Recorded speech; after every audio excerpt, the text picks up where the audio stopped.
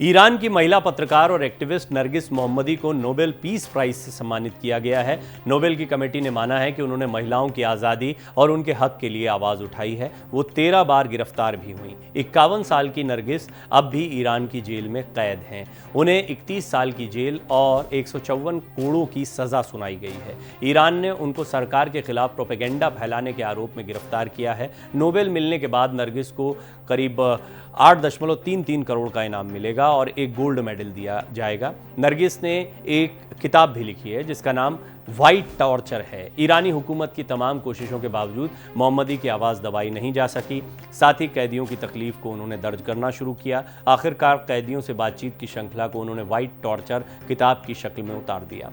2022 में उन्हें reporters without borders यानी RSF के साहस पुरस्कार से भी सम्मानित किया गया था। नोबेल प्राइज कमेटी ने पीस प्राइज की घोषणा ईरान की महिलाओं के नारे जन जिंदगी आज़ादी के साथ की। 1990 के दशक से ही नरगिस महिलाओं के हक के लिए आवाज़ उठा रही थी। उन्होंने फिजिक्स की पढ़ाई की थी। पढ़ाई पूरी करने के बाद उन्होंने इंजीनियर के तौर पर काम किया और कॉलमिस्ट भी रहीं। कई अखबारों के लिए लिखती रहीं। 2003 में उन्होंने तेहरान के defenders of human rights centre में काम करना शुरू किया। नोबेल प्राइज़ की वेबसाइट के मुताबिक नरगिस मोहम्मदी को जेल में बंद कार्यकर्ताओं और उनके परिवारों की सहायता करने की कोशिश करने के आरोप में पहली बार 2011 में जेल हुई थी। 2 साल बाद बेल मिल गई थी। 2015 में उन्हें दोबारा जेल हुई। नोबेल पीस प्राइज़ की शुरुआत 1901 में हुई थी। अब तक की ये सम्मान 111 लोगों और 30 संस्थाओं को मिला है। इससे पहले कई बार महात्मा गांधी को नॉमिनेट भी किया। 5 बार नॉमिनेट होने के बाद भी नोबेल प्राइज़ न मिलने पर सवाल उठे हैं। 1937 में नोबेल प्राइज़ कमेटी के एडवाइज़र रहे जैकब वॉब मुलर ने कहा था, गांधी एक स्वतंत्रता सेनानी, आदर्शवादी, राष्ट्रवादी और तानाशाह हैं। ये शब्द भी यूज़ किया था। वो कभी एक मसीहा लगते हैं लेकिन फिर अचानक एक आम नेता बन जाते हैं। वो हमेशा शांति के पक्ष लेने वालों में नहीं रहे। उन्हें पता होना चाहिए था कि अंग्रेज़ों के खिलाफ उनके कुछ अहिंसक अभियान हिंसा और आतंक में बदल जाएंगे। ये बात इसलिए क्योंकि नरगिस को जो खिताब मिला है वो शांति के लिए मिला है और अगर शांति की जब भी बात होती है तो पूरी दुनिया में शांति का सबसे बड़े चेहरे के तौर पर महात्मा गांधी को सामने रखा जाता है। ये सिर्फ भारत की बात नहीं है, अंतर्राष्ट्रीय राजनीति में भी बापू का वही सम्मान है। लेकिन नोबेल नहीं मिलने के पीछे कई तर्क रखे जाते थे जिनमें ये भी एक तर्क था, इसीलिए ये मैं आपसे भी साझा कर रहा हूँ। जैकब की इस रिपोर्ट के बाद कमेटी ने महात्मा गांधी को शांति के लिए नोबेल प्राइज़ नहीं देने का फैसला किया था। ये इकलौता मौका नहीं था। इसके बाद भी 4 बार 1938, 1939, 1947 और 1948 में गांधी जी को नोबेल पीस प्राइज़ के लिए नॉमिनेट किया गया था। हालांकि हर बार उनके नाम को छांट दिया गया।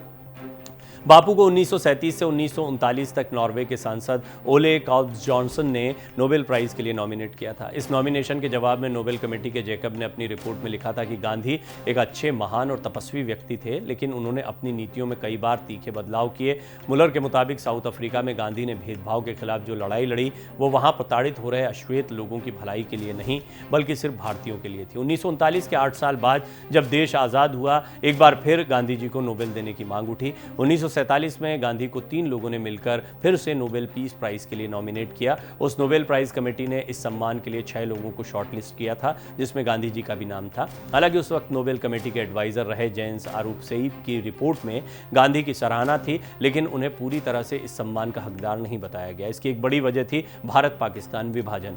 नोबेल कमेटी में मौजूद 5 में से 3 मेंबर्स इस बात के पक्ष में थे कि पार्टीशन और दंगों के बीच गांधी को यह अवार्ड नहीं दिया जा सकता। विभाजन के वक्त देश भर में घूम घूम कर दंगे रोकने की अपील कर रहे गांधी एक बार फिर नोबेल से चूक गए।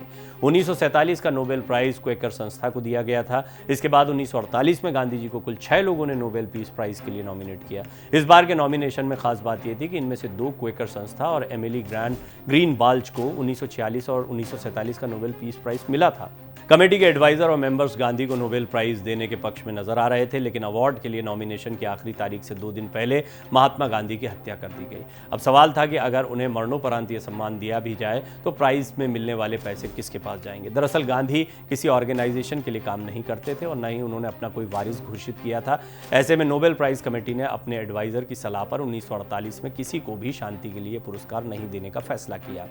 नोबेल प्राइज की ऑफिशियल वेबसाइट के मुताबिक कमेटी ने तब कहा था कि इस साल कोई भी जीवित व्यक्ति इस सम्मान के काबिल नहीं है। अब आपको महात्मा गांधी को नोबेल प्राइज़ नहीं मिलने के 3 बड़े कारण बताते हैं। हालांकि ये जो अंतिम घटना बताई इसमें ये बहुत स्पष्ट होता है कि जब किसी को शांति का पुरस्कार नहीं दिया गया तो वो महात्मा गांधी के लिए था, हालांकि घोषित नहीं किया गया क्योंकि उसकी राशि को लेकर कुछ मसला था। लेकिन कुछ कारण जो दिखाई पड़ते हैं वो ये कि पहला, नोबेल प्राइज़ की वेबसाइट के मुताबिक 1960 तक ये सम्मान सिर्फ यूरोपियन और अमेरिकी लोगों को ही मिला था। नोबेल कमेटी ने इस सम्मान के लिए लोगों को चुनने का दायरा बहुत कम रखा। दूसरा, गांधी पहले के पुरस्कार विजेताओं से बहुत अलग थे। वो असल में कोई राजनेता या अंतर्राष्ट्रीय कानून के प्रस्तावक नहीं थे, न ही ह्यूमन राइट्स के कार्यकर्ता थे और न ही अंतर्राष्ट्रीय शांति सम्मेलनों के आयोजक थे। अगर उन्हें नोबेल प्राइज़ मिलता तो ये सम्मान पाने वाले लोगों की एक नई नस्ल की शुरुआत होती। तीसरा कारण जो कुछ लेखों में पढ़ने को मिलता है कि जब ब्रिटेन को पता चला कि नोबेल पुरस्कार के लिए गांधी के नाम पर विचार किया जा रहा है तो वो बहुत परेशान हो गए थे। अगर गांधी जी को ये प्राइज़ मिल जाता तो इसका दूसरे देशों में ब्रिटेन के शासन और राजनीति पर गहरा असर पड़ता। विशेषज्ञ कहते हैं ब्रिटिश सरकार के अधिकारियों ने गांधी को शांति पुरस्कार देने के यूरोपीय उत्साह की निंदा की थी। उन्होंने इस कोशिश को नाजीवाद पर ओवर रिएक्शन कहा था। हालांकि ये भी कहा जाता है कि जो लोग भी इन बातों को रखते रहे हैं वो कोई सबूत नहीं रख पाए। ये दावा किया गया कि गांधी को नोबेल मिलने से रोकने के लिए विंस्टन चर्चिल के दामाद एंथनी ईडन ने अहम भूमिका निभाई थी और उस वक्त एक रिपोर्ट में बताया गया था कि 1937 में गांधी के नॉमिनेशन से लेकर विजेता का नाम फाइनल होने तक ईडन ने लंदन से नॉर्वे की राजधानी ओस्लो के कई चक्कर लगाए। ये भी कहा जाता है कि इस तरह के जो दावे हुए उनमें कई कटाक्ष भी मौजूद थे, इसलिए इन दावों पर कितना भरोसा किया जाए न किया जाए। एक बात बहुत स्पष्ट है, ये पुरस्कार से कहीं ज़्यादा बड़े महात्मा गांधी उस वक्त भी हो गए थे। पुरस्कार की मांग भी जो है वो अन्य लोगों, इसमें नॉमिनेशन का सिलसिला होता है। महात्मा गांधी खुद तो पुरस्कार के लिए जा नहीं रहे थे। उनका सबसे बड़ा पुरस्कार था कि लोग उनके पीछे खड़े थे। इस देश को आज़ाद करवाने में उन्होंने महत्वपूर्ण भूमिका निभाई और कई लोगों के कई तर्क रहते हैं। अभी हम वर्तमान में भारत में भी देखते हैं कि कई लोग उनके विषय में कुछ नकारात्मक बातें करते भी दिखाई देते हैं। ये भारत में एक इस तरह का माहौल भी रहा है और यहाँ पर हर विषय पर बोला जाता है, बोलने की स्वतंत्रता भी, लोकतांत्रिक देश है। लेकिन महात्मा गांधी का कद कोई पुरस्कार नहीं बढ़ा सकता। वो हर पुरस्कार से बहुत आगे और बहुत बड़ा